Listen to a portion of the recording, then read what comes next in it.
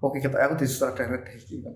Pilihannya Pilihannya sutradara. Enggak aktor ya. Enggak aktor. Kok bisa nih aktor ya? Pantes loh jadi Ikatan Cinta.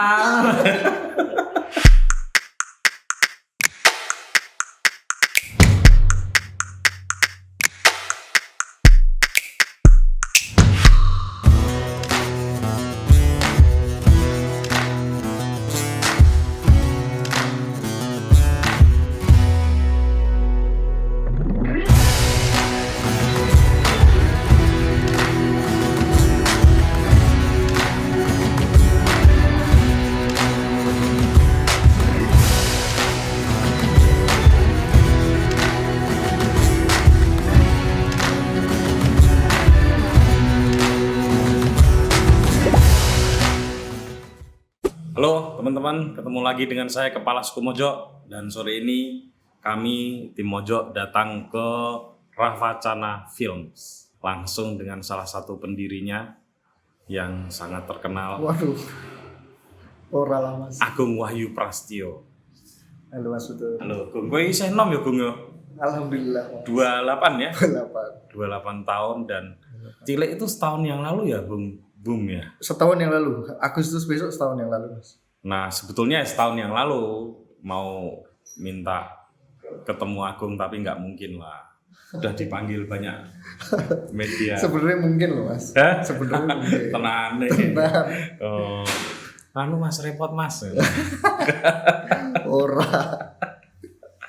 Agung ini teman-teman adalah seorang sutradara film ya, Gung. Ya. Lebih enaknya gitu ya nyebutnya. Bisa dibilang gitu loh. Ya, enggak soalnya kok ya cocok jadi aktor ya. Yang karyanya benar-benar menghentak lah publik film Indonesia ya, pecinta film Indonesia lewat karyanya Tilik Butejo yang dikenal dengan lebih seringnya Butejo gitu ya. Karo sapa sih jine? Yuning. Kudune Yuning Yoro Yupar. Ra itu legenda Bon Bin UGM. Asik. Nah, itu film ke-6 ya, Bung ya? Yang kalau nggak salah iya Mas, 6 apa 7 gitu. lali gue ya. Ya gitulah Mas. Gung, kamu gimana cerita dong bukan cara. Kok bisa kemudian macak jadi sutradara? Iya, gini sih Mas ceritanya. Maksudnya dulu waktu aku SD kelas 5 itu kalau nggak salah, kurang lebih kelas 5 SD itu, aku sempet penasaran banget main bikin film tuh gimana gitu. Akhirnya aku merekam dengan handycam segala macem gitu. Yang kemudian aku tanya sama orang-orang di sekitarku, ini kalau mau dibikin diedit gitu, caranya gimana? Kalau zaman dulu kan masih harus dari mini DV kemudian digitalin gitu kan Mas. Aku nggak tahu, akhirnya nanya dan waktu itu kan internet belum kayak sekarang kan. Sempet nanya ke warnet dan ternyata mas-mas warnetnya juga nggak tahu harus gimana. Ya wes, maksudnya ya udahlah tak lupakan gitu. Yang kemudian seolah ketemu lagi kayak anak kecil ketemu mainannya lagi itu zaman kuliah. Ketika aku kuliah tersesat di salah satu universitas swasta di Yogyakarta. Enggak, tak sebut aja Universitas Muhammadiyah Yogyakarta. Karena menghasilkan banyak filmmaker kan di situ kan. Betul. Gitu, ada komunitas namanya Sinema Komunikasi UMY pada saat itu. Dan aku masuk UMY itu gara-gara pengen masuk situ, pengen masuk komunitasnya Mas. Karena waktu zaman SMA itu aku tuh nakal banget. Apa-apa tahu orang pawaan nakal gue. Tenang Mas. Nakal banget lah gitu. Nakal, pergaulannya gitu. Pergaulan bebas. Tenan Mas asli. Sing kemudian nggak sengaja diajak sama kakak kelasku yang udah kuliah di UMY pada saat itu. Datang ke acara screening film komunitas itu gitu. Terus aku nonton, terus aku dalam hati batin, wah aku pengen bikin film lah kayak yang dulu waktu aku kecil penasaran sama itu. Kemudian aku daftar UMY karena untuk masuk ke komunitasnya itu.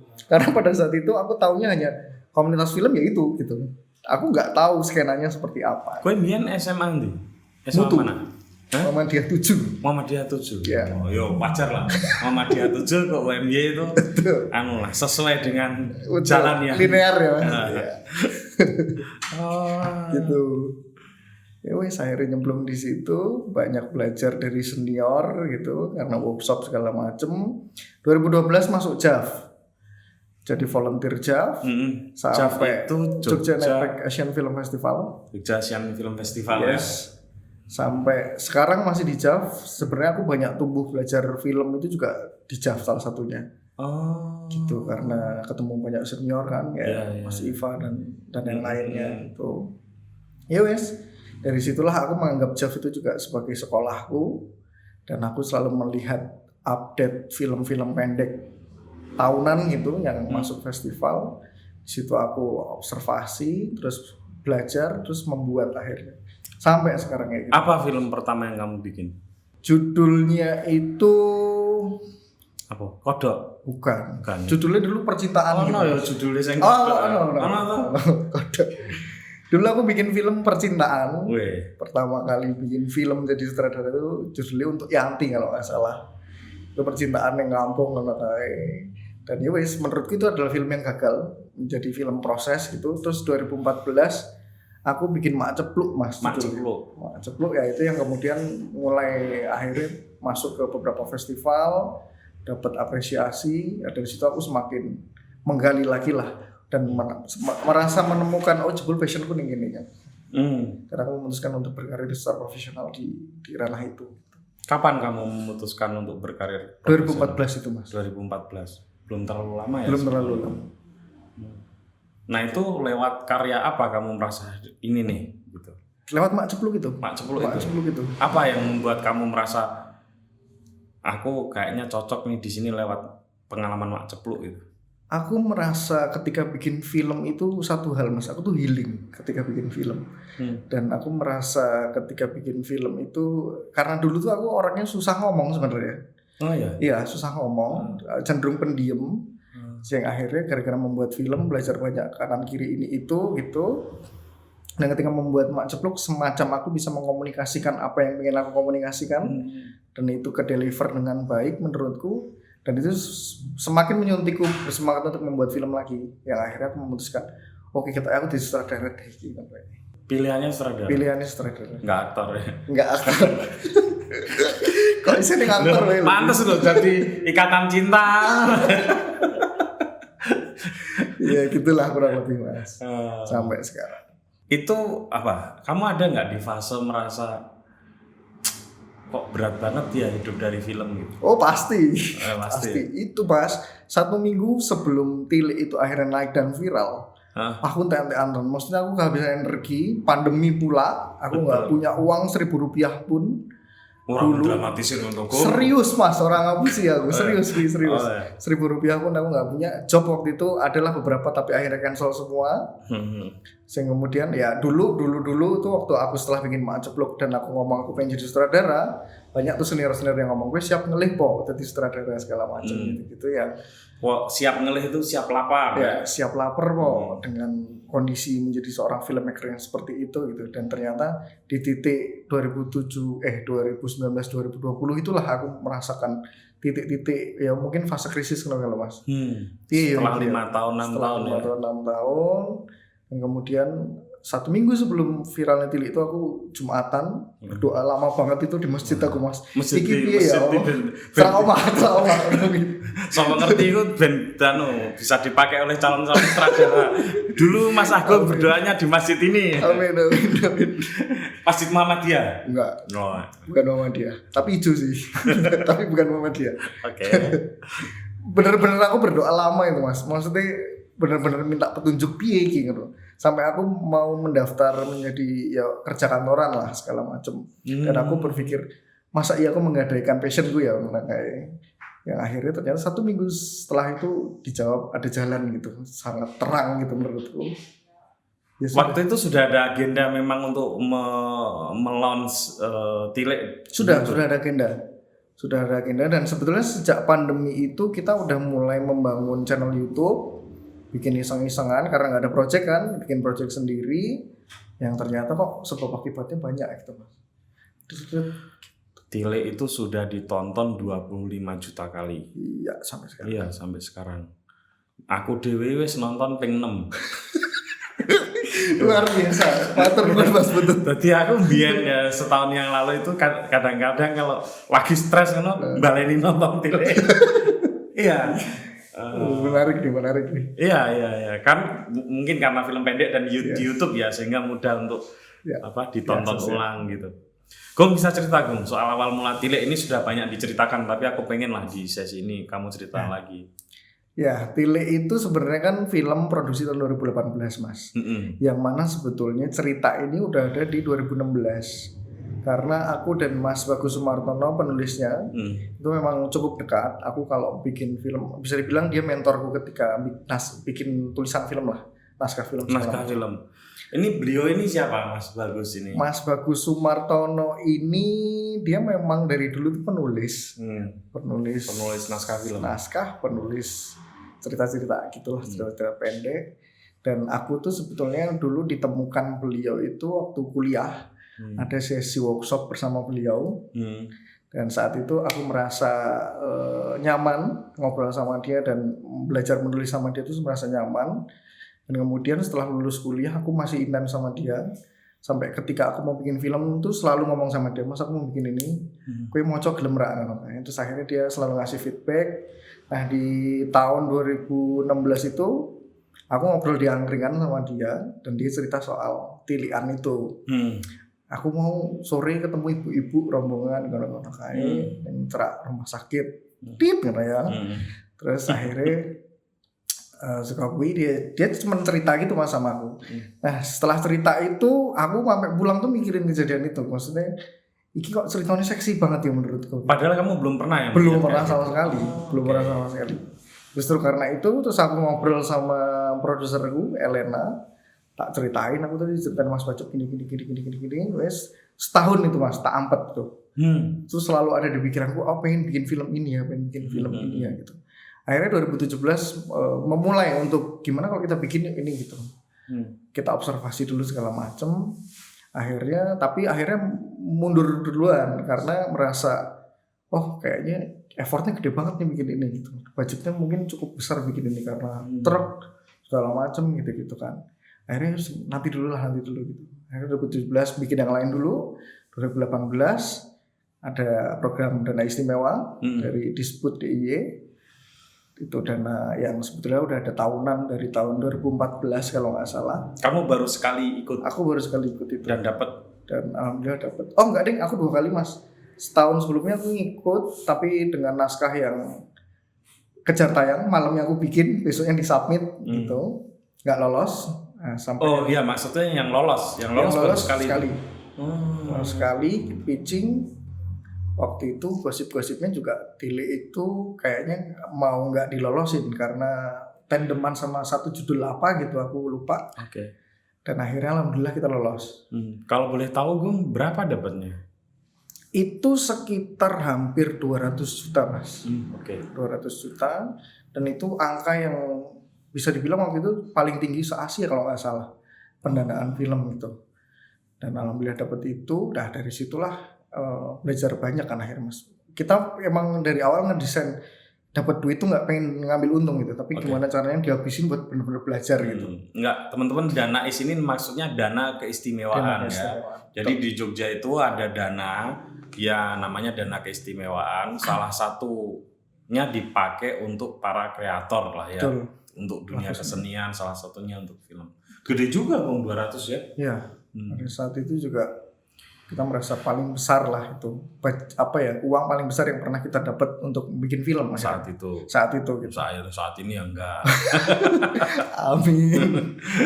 Gitu Mas ya, akhirnya singkat cerita dari situ dapat, kemudian aku observasi lagi ke desa itu dan kebetulan Mas Bagus ini, Mas Bacep panggilannya, itu emang udah mengenal warga sana.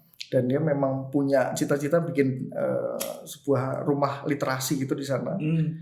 Dan kalau boleh tahu itu daerah mana, Gung? Delingo, Saradan. Oh, Saradan, Delingo. Ya. Gitu. Itu dia masuknya Bantul atau Gunung Kidul? Bantul Mas. Bantul. Masih Bantul ya? Masih. Perbatasan Gunung Kidul. Perbatasan, ya? Betul. gitu ya wes, kita akhirnya observasi, bener-bener ikut tiliane, bener-bener naik truk. Kamu pernah Akhirnya naik ngikutin truk. ya? Ngikutin. Dan aku mengamati orang-orang yang naik itu seperti apa beberapa kali, terus aku merekam kejadiannya juga, yang itu jadi bahanku ketika presentasi pitching. Gini loh, gini. Ya wes, dari situlah akhirnya banyak bolak-balik ke sana, mengenal sana, dan alhamdulillah mereka welcome.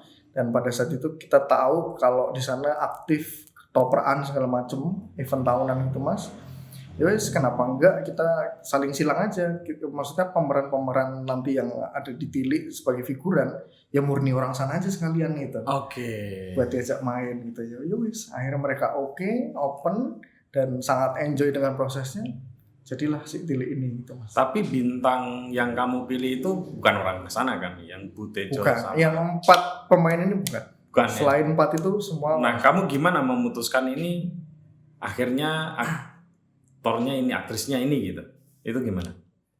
Ya pada saat itu sebetulnya kan kami karena sering bergeliat di festival film, pemutaran gitu-gitu kan mas. Sebenarnya udah melihat portofolionya beliau-beliau ini yang main jadi 4 pemeran ini mas. Jadi ketika naskah itu jadi draft 1, terus aku sama Ellen tuh langsung, oh yang bakal main ini gitu. Nah cuman waktu itu kita belum menentukan aja yang mana yang jadi ini, mana yang jadi ini. Jadi pas casting itu aku muter-muterin mas, coba kamu jadi ini, kamu jadi ini, kamu jadi ini. Sempet aku muter-muter gitu, akhirnya sempet debat itu karena pilihan Butejo tuh padahal awalnya tuh aku bukan Mbak Ozi, tapi Ellen yang Mbak Ozi. Sempet debat sedikit gitu, akhirnya aku make sure lagi, casting lagi jadi Butejo, ternyata iya tes gitu. Ya udah, dialah yang jadi Butejo, dan pemain yang lain itulah Yusang, Yuning sama Putri. Gitu, jadilah film Tilik itu sampai sekarang. Proses apa yang paling sulit dalam membuat Tilik? Teknis sih mas sebetulnya. Yang menurutku paling sulit karena syuting di bak itu. Syuting di bak truk, dan aku pertama kalinya syuting menggunakan kamera profesional, pakai kamera besar gitu. Dan aku baru tahu kalau biasanya syuting pakai kamera kecil gini kan paling 10 menit bisa pindah lah pergerakannya. Ini setengah jam mas, setengah jam, belum safety-nya segala macem.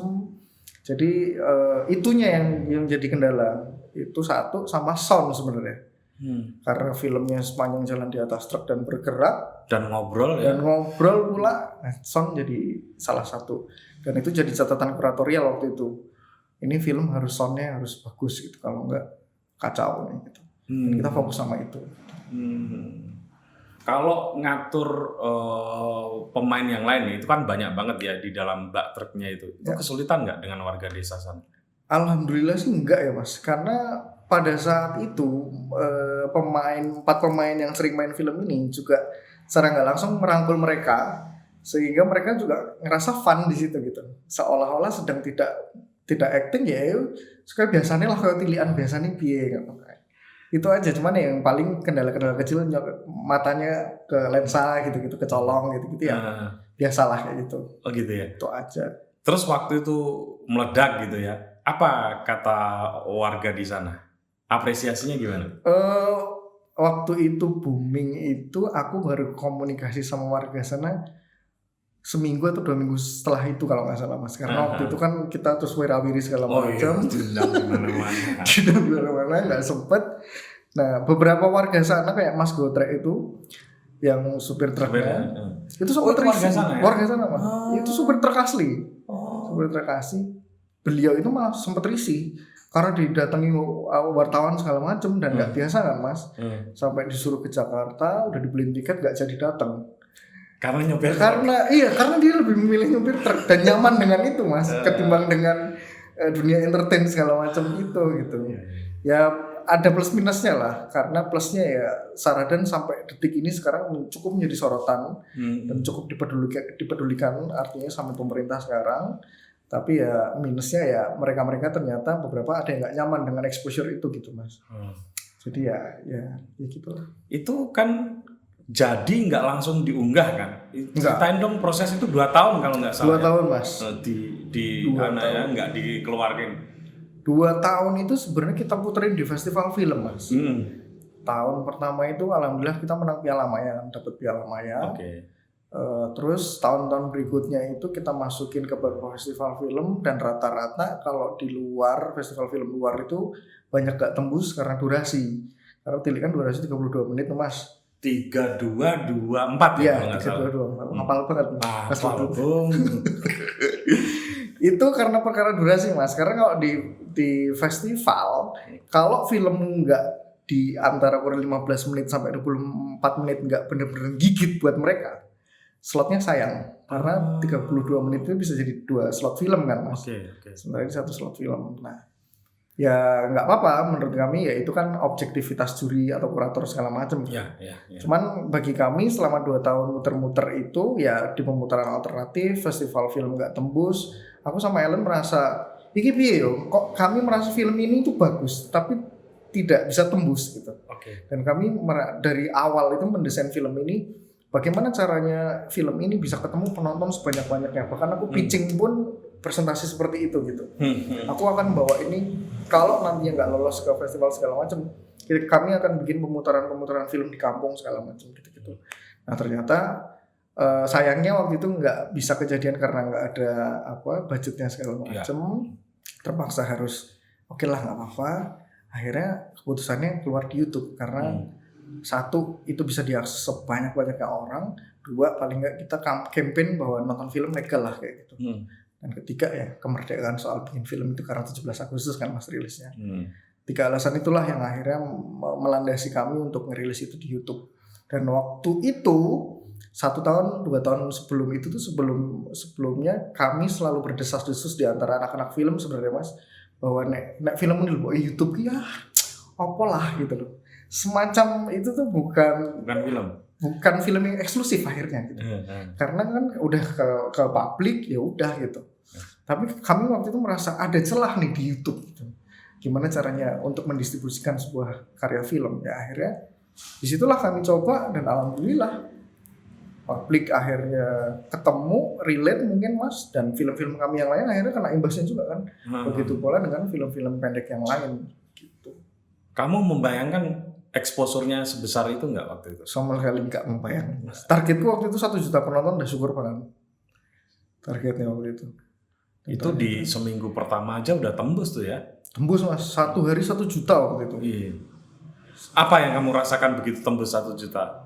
Terus viral di mana-mana ya? Ini sebelum kamu dihubungin, inilah fasenya sebelum kamu dihubungin banyak wartawan gitu lah. Apa? Ya amazing aja, maksudnya aku nggak nyangka bahwa sekarang aku mendapatkan dampak yang mungkin pada saat itu bahwa TikTok yang merasakan gitu kan ya Mas, ataupun Mbak Imong yang merasakan yang kontennya selalu menjadi trending segala macam gitu. Gocekan kok ngono. Bahkan sebelum kita diundang media tuh kayak yang tenan nih gini, oh tadi Mbak Imong ya ada yang nonton akeh banget gitu kan kayak. Ya wes akhirnya ketika kita diundang ke media dan keluar baru merasakan dampaknya benar-benar oh ternyata semini nih efeknya gitu. Nah, Gung, film Tilik itu dalam bahasa Jawa. Ya. Kamu punya keyakinan tertentu nggak kenapa bahasa Jawa atau bahasa daerah gitu ya? Kok bisa diterima oleh publik luas gitu? Punya Mas, punya banget. Dulu itu kan aku lahir di Jakarta. Terus ketok Jawa murah medok. Akhirnya remaja ingin itu Mas aku gitu. Dan kemudian dari situ kan aku belajar bahasa Jawa kan. Belajar bahasa Jawa, adaptasi dengan... Sorry, kamu SD SMP ya? SD SMP itu di Bekasi ya, betul. Bekasi ya. Bekasi. SMA baru. SMP kelas 2, semester 2 aku pindah sini. Oke. Di situ aku adaptasi walaupun setiap lebaran itu aku selalu pulang ke Jogja Mas. Karena ibu orang sini. Dari sini ya. Nah, dari situ pindah ke sini aku belajar banyak hal tentang bahasa Jawa dan menurutku bahasa Jawa itu sangat menarik dan lebih kompleks gitu ketimbang aku belajar bahasa Inggris gitu. Dari situ aku punya keunikan tersendiri ketika belajar bahasa Jawa dan akhirnya ketemu bikin film dengan bahasa Jawa. Kenapa sebetulnya karena sehari-hari aku ngomong bahasa Jawa. Akhirnya aku bikin film bahasa Jawa dan menurutku itu punya magis tersendiri gitu Mas. Dan aku selalu percaya bahasa itu nggak jadi persoalan untuk film ya. Karena subtitle akan sangat membantu itu. Waktu itu ada nggak pertanyaan dari kurator atau juri atau apapun lah namanya ya waktu pitching itu, kenapa ini bahasa Jawa gitu? Nggak ada? Pertanyaan sih nggak ada sih Mas. Tapi kami punya statement atas itu aja sih. Walaupun nggak ditanyain, kami sebenarnya ngasih tahu gitu kenapa ini bahasa Jawa, kenapa ini penting gitu-gitu tuh kami ngasih tahu. Ya, karena pada saat itu kita ngejar yang konsepnya realis. Kalau ini settingnya di Jawa di Bantul, kalau ini nggak pakai bahasa Jawa ya nggak mungkin jadi. Gitu. Aku mending nggak usah bikin filmnya. Gitu. Tilik itu kan juga pro kontra ya. Itu kan tidak lama kemudian ada banyak apa ya, intelektual lah sebut saja gitu ya, yang mengkritik Tilik itu. Apa yang kamu pikir dengan kritik itu? Ya kalau aku bersama teman-teman selalu memantau sebenarnya Mas dari dulu, dari pro kontra segala macam. Dan kami sebenarnya memfilter itu sih. Kalau kritiknya itu kritik yang bagus, kami sangat menerima itu. Apa misalnya kritik yang bagus? Misalnya ada kritikan soal stigma masyarakat desa segala macam gitu-gitu. Itu kan menurutku juga salah satu kritik yang mendewasakanku ketika bikin film lagi, untuk hati-hati untuk merepresentasikan orang-orang desa gitu Mas. Nah itu kami anggap kritik yang cukup bagus menurut kami gitu, dan kami memfilter itu, bahkan kami mengumpulkan kritikan-kritikan itu untuk akhirnya mendewasakan kami ketika membuat karya. Cuman ketika ada kritik-kritik yang menurut kami udah jauh banget, apa misalnya yang masuk jauh akal ya, terakhir soal apa sih Kerwani segala macam gitu ya. Oh ya, ada yang kayak gitu sampai seperti itu.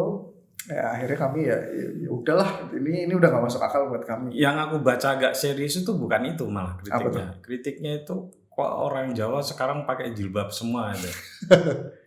Ya itu juga banyak. Itu kamu anggap sebagai kritikan yang serius atau enggak serius? Enggak. Kalau ya? itu enggak menurut. Enggak. Karena yang kritik enggak ngerti. Berarti ya kalau di kampung-kampung di Jawa itu biasa. Bahkan saya riset ke sana kan gitu.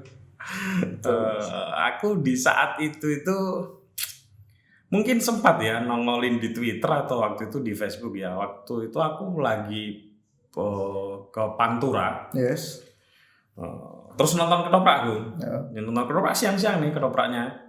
Yang menonton itu ibu-ibu berjilbab semua. Gitu. Jadi ya itu fenomena biasa. Iya. Itu sebenarnya budaya mereka keluar rumah loh Mas. Iya. Walaupun mungkin hal itu tidak terjadi mungkin di tahun 80-an gitu. Tapi kalau sekarang ya memang kayak gitu. Betul. Kamu nggak merasa itu tertekan gitu ya? Tertekan apalagi enggak sih. Dan itu apa yang kamu pelajari dari keberhasilan di Tilik ini? Secara pribadi gitu ya? Menambah kamu pede atau? Pasti kalau nambah pede Mas. Yang kedua itu dari 2018 sampai 2020 akhirnya Tilik viral. Aku tuh sebenarnya 2 tahun itu nggak bikin film lagi secara original Mas. Artinya secara kekaryaan lah. Kalau pesanan gitu oke lah gitu kan. Nah akhirnya di titik Tilik viral itu aku merasa ternyata nggawe karya kira rasa digawe-gawe kudu ini kudu ngono segala macam. Ya tulus aja ketika aku bikin Tilik itu Mas. Karena setelah bikin Tilik itu aku punya beban semacam aku udah nggawe sing luwih apik setelah ini gitu. Dan itu menurutku salah gitu. Salah. Waktu aku bikin Tilik aku los-los aja sih bikinnya gitu. Aku bikin dengan jujur, dengan pengen bikinnya gitu ya gitu. Karena setelah bikin Tilik itu selang 2 tahun itu bahkan aku punya sentilan dari kanan kiri beberapa teman-teman gitu kayak yang harus nggak film yang ini tok ngomongnya dengan cara dan gaya yang seperti itu gitu ya aku pikir ya kenapa enggak, apa ya aku kudu niru si ikui terus sing gawe sing ini ki sopo nek ra aku gitu. Aku merasa kayak gitu Mas, dan di titik itu aku merasa oh iya ya kenapa aku sekarang nggak bikin film kayak gitu lagi aja gitu. Selama 2 tahun ini ternyata aku ribet sendiri gitu sih. Nah, terus sekarang cerita ini Gung tentang Rafa Cana atau Rafa Kana ini? Rafa Cana. Apa itu? Apa ini Rafa Cana film? Rafa Cana ini sebetulnya bentukan kolektif. Ya, sekarang bisa dibilang sebagai production house karena pada saat aku hampir lulus kuliah itu aku sadar aku nggak punya rumah lagi selain komunitasku dulu gitu Mas. Akhirnya aku bersama temanku namanya Ega Harismina itu mencoba untuk kita bikin sebuah rumah produksi untuk nampung hasrat kita bikin karya gitu. Obrolan berdua itu akhirnya mengalir ke 2 orang yang lainnya, ada Elena sama Ludi. Akhirnya kami sepakat untuk bikin Rafa Cana Films, dan waktu itu untuk mengikuti kompetisi film pendek dari Pos Indonesia kalau nggak salah. Dan waktu itu kami bikin film, menang alhamdulillah, dapat modal. Justru bingung Mas, dapat uang terus gue ngopo ya duitnya kan. Ya sudah coba di kantor segala macam. Itu tahun berapa tuh? 2015 ya. 2015. Akhirnya kita bikin basecamp dulu, dari situ udah sampai sekarang kita tekuni. Dan sempat lagi melaku 2 tahun apa 3 tahun sempat bubar pada saat itu. Karena ya mungkin karena sistemnya belum ketemu segala macam gitu ya Mas. Idealisnya masing-masing nabrak. Akhirnya kita sempat ngobrol bubar wae apa ya iki ngono kae. Akhirnya nggak jadi, tapi justru kita ketemu turning point lah kalau bisa dibilang gitu. Akhirnya mindset kita berubah terhadap Ravacana yang awalnya bagaimana caranya kita membesarkan Ravacana, kita balik gitu. Bagaimana kita yang tumbuh, Ravacana yang akan mengikuti. Akhirnya disitulah. Mungkin bisa berbagi Gung, cerita ke para penonton ya. Gimana sih satu kolektif kecil gitu mencoba untuk bertahan, bisa hidup dan punya potensi untuk tumbuh gitu. Ya kalau menurutku kan kolektif ini kan jadi semacam support system toh Mas, buat individunya satu sama lain gitu. Bahkan menurutku apalagi kalau kita di film yang menggunakan teamwork sebagai kunci utamanya, ketika orang-orang ini nggak ada, kita tuh semacam ya kita punya mimpi, punya cita-cita gitu. Tapi kan ada fase di mana kita tuh up and down kan Mas. Betul. Nah ketika apalagi down, masih muda ya. Betul banget Mas. Ketika lagi down, kalau nggak ada orang-orang ini, habis aku Mas. Mungkin aku jadi PNS sekarang.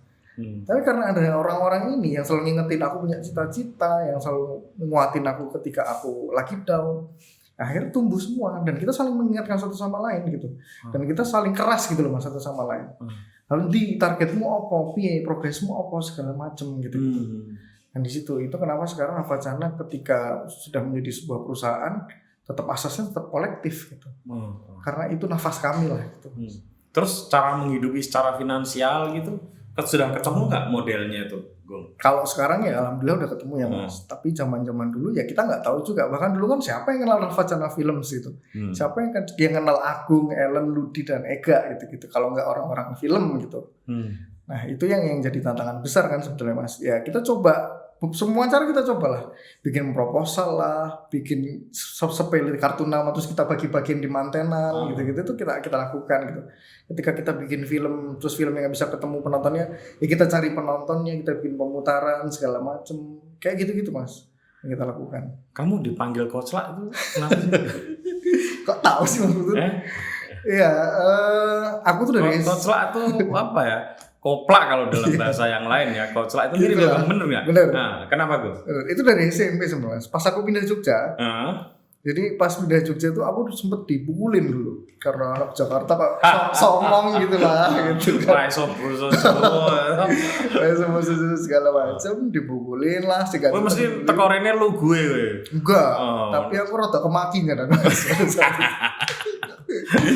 Karena sebagai anak ibu kota ya. Iya, karena aku ngerasa cukup jelek kulturnya gitu. Akhirnya dipukulin itu dan bener-bener dipukulin Mas. Ingat banget aku, kepala aku tuh dihantam helm ciduk itu Mas.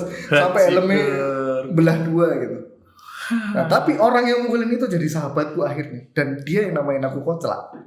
Karena pada saat SMP itu tingkahku tuh gimana ya? Yang membuat suasana tuh jadi rame lah gitu. Aku ki mbiyen ora tau duwe isin ngono Mas. Apapun ki pede wae gitu.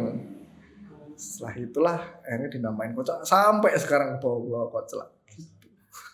Edan wis manu ya tau dibully habis. Tau dibully. Bulable biar Mas. Itu. Nah, setelah terkenal nih, setelah meledak tuh Tilik itu kesempatan apa saja yang mendatangi kamu dan Ravacana?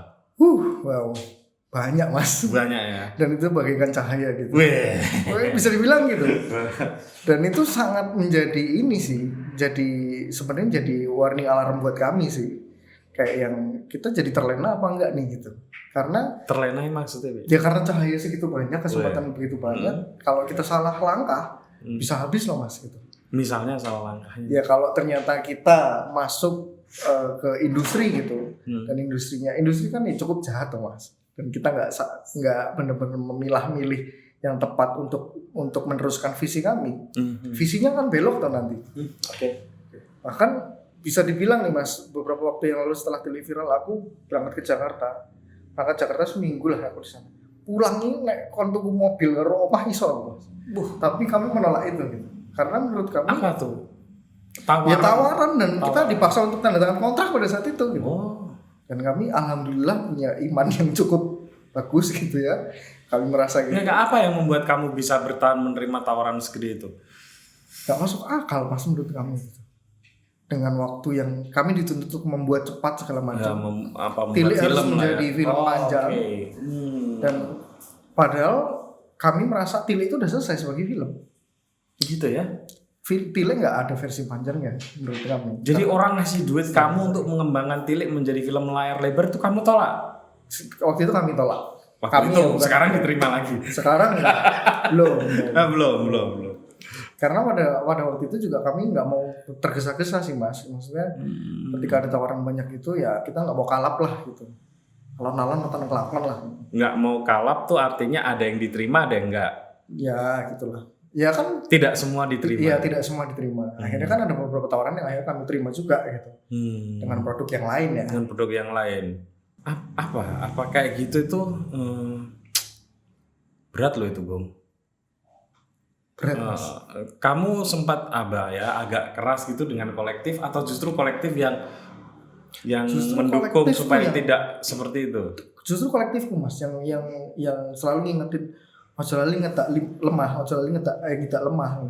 Ojo lali kowe karo kowe sapa. Jangan lupa menginjak tanah. Betul, ya? jangan lupa menginjak tanah, jangan lupa sama visi sama cita-citamu ngapain gitu. Karena kan kita punya visi besar juga kan sama Rafa Chandra. Apa tuh visi besar? Ya kami pengen menjadi sebuah rumah produksi yang bisa menghasilkan beragam film yang berkualitas juga gitu. Yang bisa merdeka secara bikin film gitu Mas. Bukan hanya dikasih tawaran yang bikin ya kita bikin gitu. Jadi tukang gitu. Kita nggak. Kalian kreator lah ya. Iya kita kreator, kita pengen merdeka gitu. Nah ngomong-ngomong nih teman-teman, salah satu ya ini pasti nggak mungkin satu-satunya. Salah satu yang akan dibikin film oleh Rawacan ini kebetulan adalah salah satu kru kami. Li gue ngetok Rene. Ali, Inframe Ali. Li. Nah, gini Li. Nih. Yes, gini. Nah, gini. Ini adalah pria cinta kita semua pemula. Piri, Li, rasanya gue tiga film. Biasa we. Wow.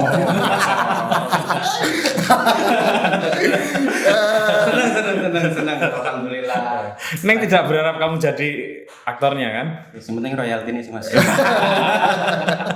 Ya balik mana. Perihal cinta kita semua pemula. Ini salah satu hasil kreativitas kru Mojok, diterbitkan oleh buku Mojok dan sedang mau dibikin film oleh Pak Facana. Bekerja sama dengan Visinema. Kok kamu mau kerja sama dengan Visinema? Ya karena secara personality kami sudah meriset Mas Angga sejak lama sebenarnya. Dan kami juga tahu track recordnya Visinema seperti apa. Dan menurut kami Visinema punya visi yang secara idealis dapat, secara komersil ataupun industri juga dapat gitu Mas. Enaknya gitu ya, kalau bikin sesuatu itu kayak gitu ya. Kita idealisnya dapat, idealisme dapat, tapi uangnya juga ada. Betul. That's right. Dan menurut kami Visinema punya itu gitu. Akhirnya ya kenapa enggak? Dan justru senang banget kami bisa bekerja sama dengan Visinema. Apa yang membuatmu kalau tadi kan tertarik, tapi kira-kira apa yang kemudian ini kalau kerja sama Visinema ada kemungkinan opportunity ke depan yang lebih bagus gitu? Ada nggak kayak gitu? Kami sih mengharap dan melihat ada ya Mas. Begitu juga dengan Mas Angga waktu itu ngobrol sama kita juga sudah melihat potensi itu sebenarnya gitu. Nah makanya ya kenapa enggak kita coba dari cepat sekarang gitu. Jadi setelah ini kita lihat nanti perkembangannya seperti apa. Toh namanya filmmaker, sutradara itu kan prosesnya panjang dong Mas. Dan aku alhamdulillah masih muda gitu. Muda banget. Ya selalu kita coba aja, kenapa enggak. Ini nanti kelak akan jadi film lebar pertama, layar lebar pertama ya? Film panjang pertama. Kenapa kamu tertarik sama ini gitu? Menurutku bukunya Ali ini buku yang unik. Ya walaupun konsepnya tenang dulu, walaupun ono wongnya. Enggak apa-apa. Aku kebetulan kenal Ali udah lama kan. Iya, terkenal dia gitu kan. Biar nek orang dadi Mojok dadi sutradara film. Dan pada saat itu sebenarnya aku tuh dulu sempat ngobrolin ini sama temanku namanya Vanis gitu. Dan pada saat itu aku tahu Ali itu mau bikin film ini juga dengan temanku, salah satu orang temanku sutradara juga. Dan ya udah kamu pikir ya udahlah gitu. Oh ternyata Ali mau bikin itu. Nah makanya Mas Angga kesini ngomongin soal buku-bukunya Mojok, Vanis ngomong soal bukunya Ali yang perihal ini.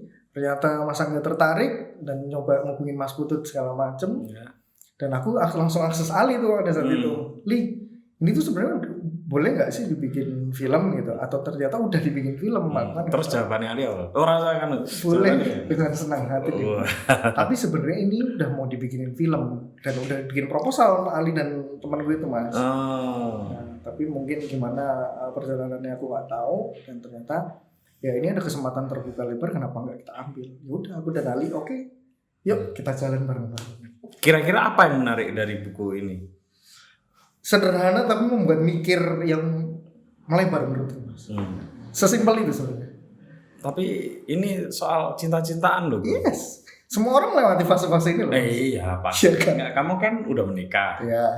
Masih bisa nggak nyetel dengan kondisi kayak gini nih?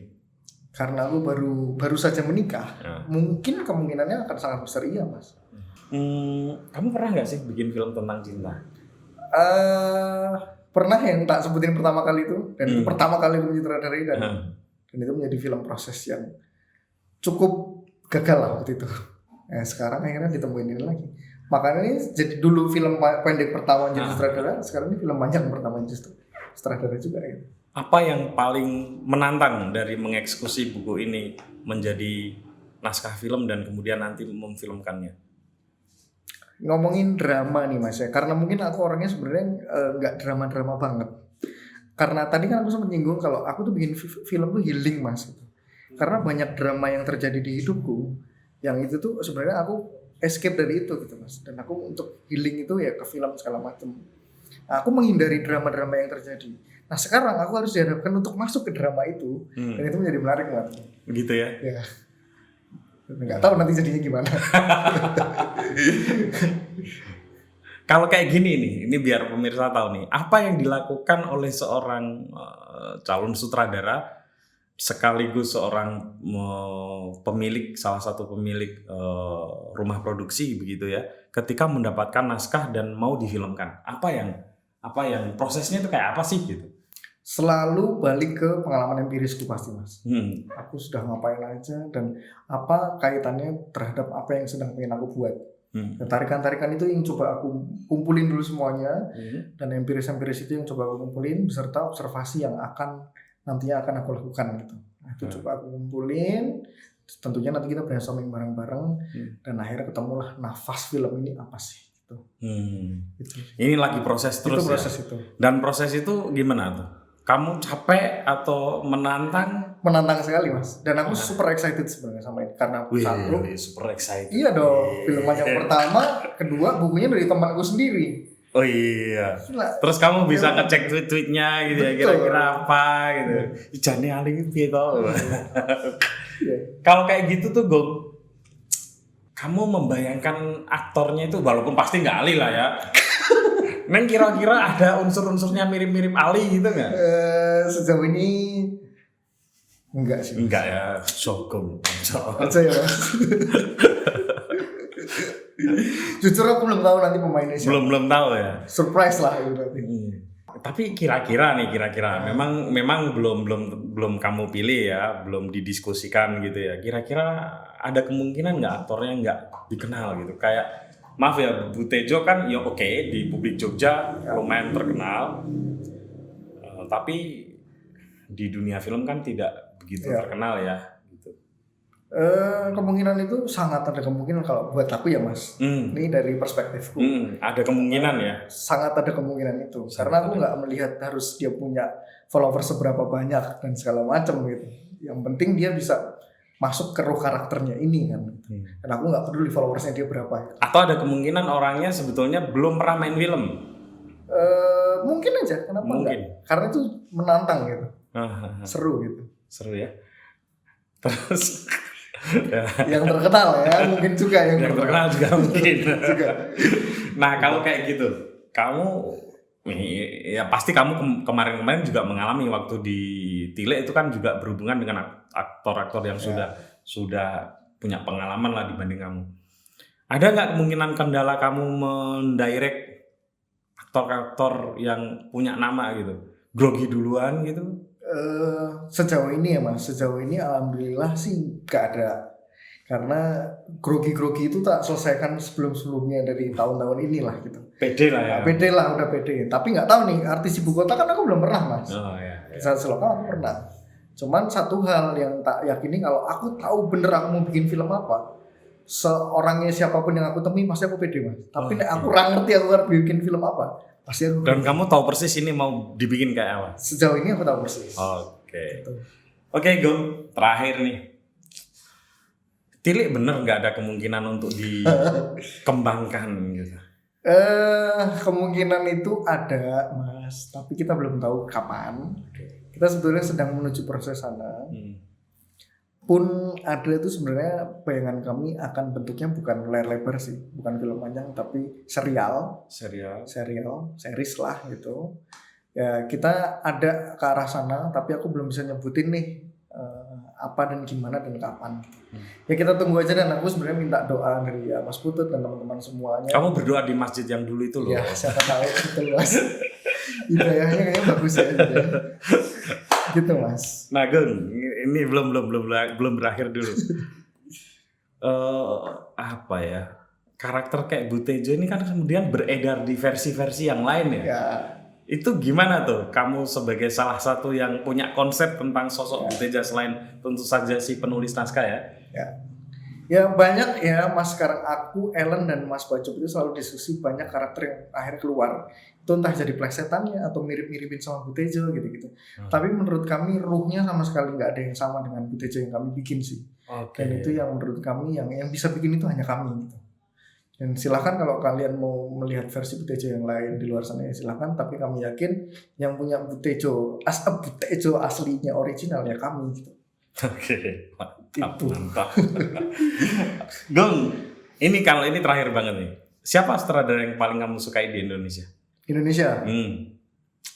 Boleh nyebut lebih dari satu? Banyak ya mas. Ada Edi Cahyono, ada Faiz Fansyah. Oke. Senior-senior yang deket sama aku. Ada Yosef Angginun. Riri Riza. Terus perempuan ada Mira Lesmana, aku ngefans banget sama dia juga. Kamila Andini cukup menjadi inspirasiku juga. Ya itulah kurang lebih mas. Tapi kamu kira-kira lebih dekat ke siapa gitu? Dalam hal inspirasi perfilmannya? Aku nggak tahu ya mas, cenderungnya ke arah mana gitu. Tapi sejauh ini sih aku banyak melihat Mas Iva menjadi refleksi ketika aku bikin film sih. Oke. Keren Kong, kamu masih muda dan semoga sukses dengan Pangestu nih mas, amin. Ini nggak kebayang aku. Dia kalau nyutradara itu gimana? Agak terima kasih Gong. Ya. Terima kasih Mas. Oke ya teman-teman, ketemu lagi dengan tamu saya selanjutnya. Sekali lagi makasih Gong ya. Matur nuwun, sami-sami.